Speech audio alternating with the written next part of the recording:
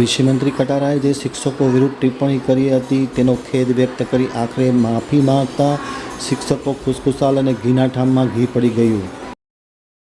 નમસ્કાર શિક્ષક મિત્રો, જ્યારે ગોધરા સંમેલન રાખ્યું હતું ત્યારે મારા વખતે મારાથી કંઈક બોલાઈ ગયું હોય તો હું શિક્ષક મિત્રોને માફી માંગુ છું અને મારા શબ્દો હું પાછો કહેશું છું।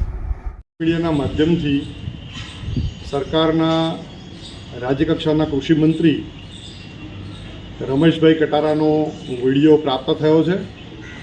આ વિડીયોમાં તેમણે શિક્ષકો પ્રત્યેની સંવેદના દાખવી છે, ખુલ્લા દિલે શિક્ષકો પ્રત્યે બોલાયેલા વચનો એ પાછા ખેંચ્યા છે અને સમગ્ર